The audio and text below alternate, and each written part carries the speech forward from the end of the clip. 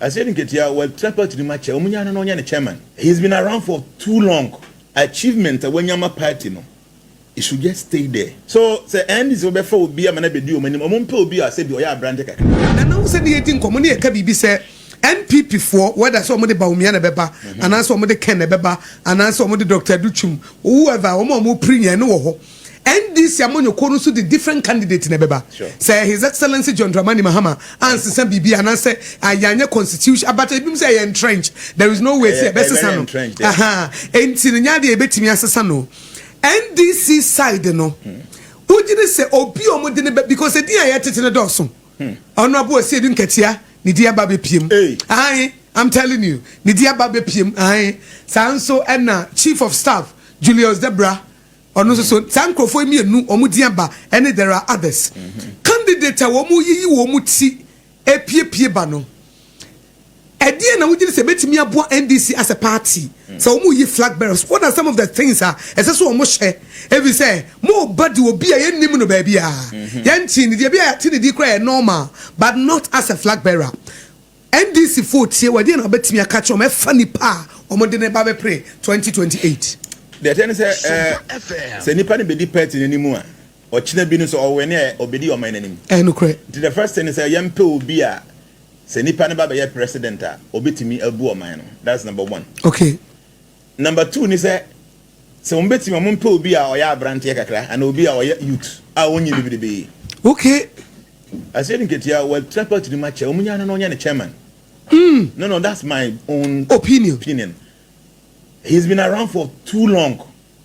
And I think, say, achievement when you're a party, no, it should just stay there. Or try to transit here, call presidential year. I think, say, it is not the best thing for him. You see, at times, you can't be say, so we're a dancer, now we're stager. Time I was an IFA, a month for a budget also, no. That's the best time to leave the stage. Sana Oprah Winfrey, yes. Yeah. That's the best time to leave the stage. Because Nipa, no matter who you are, one day you will fall. Yeah. The way free stage in a better amount for applause, no was right. Now, all Sayaba for Munua. And the last tag ever count. Wow. Asiedu Nketia has followed him for a very long time. He is a very smart man. Even though at times on other political opponents here, and I say be or more training be about education or that, but trust me, that man is intelligent. Or a library. And a dear Obenya party no time or a regional secretary or be a chairperson. I will think that even after this 4 years, or power, no one can say I've been able to organize the party in the 2024 election. 2028, I want to sit back. Now memfa manto no ma other people. Sa tag and be done swat. Trust me, say even a buying for be aba abem na enya ndisi kra na, they will still give him that respect. Wow. Even though when you do party the match pa, remember now you say better to say go see afeball. One day, something will happen. The BBC e betimi ase we record me na. To betie me a. This 4 years kra so a, uncle say no, I've done enough. I want to sit behind. Don't first send munyam nko. On first send munyam nko. A bear man says I say was saying free here as a president. I don't think say it is the best decision. Anyway, that's my own personal opinion. The end is for will be a young for will be a or bear young. There's one thing I like about Baumia also. Or a young, and he's very intelligent. That's one thing I know about him. He is a very smart man. It will be over that age, a bear president. Trust me, a bear far better than painful be. Yeah. When we say your normal setup, we'll be 60. How many years I know call retirement? 60. Oko 60, 62, 60. Yes, I call retirement. The man say will be a headmaster or secondary school be more school near be a best 4,000 students. Constitution is when you best 60 years, call retirement. The reason is that one who day when young son who munina air conform to your fees say, wouldn't you manage school into a call retirement? But here's the case say, yes, I will be a president or any more than 30 million so they are. Obi as or call retirement with school because only to manage no. Only a kofano. Yeah, fine say Omeya president. Does it make sense? Then they call retirement. Yes, one who didn't call from Abia who many things and to go and rest. Then will be on a call retirement from the sector SAB and Coachella. They say the SED Panama president. Yen trying to permanent will be on 45 years. I can't be 50.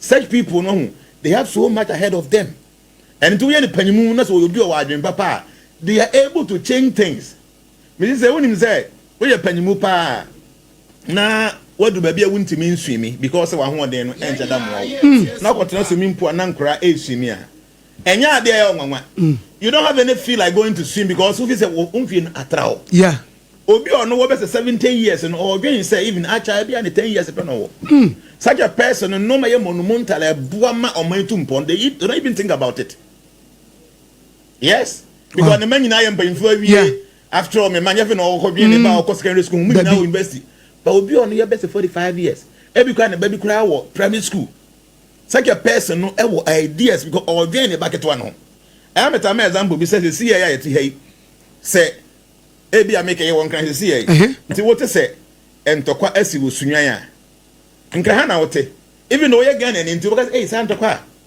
over the normal and come be breeze but wo yire na wo baketo wo sunwan a be count pa wo yem be show you feel it more than obi ani bibi ani ho apa and nti e pe obi obebu man a obi a se bi owon nkran nketenkete no they think about those kids and they think say mamenya ade me ba ne betimi a benefit now on man nyina mpanfo nti obi akọ na okọ say school bill nti school ni nya on school fees on bill bi ani on fa ho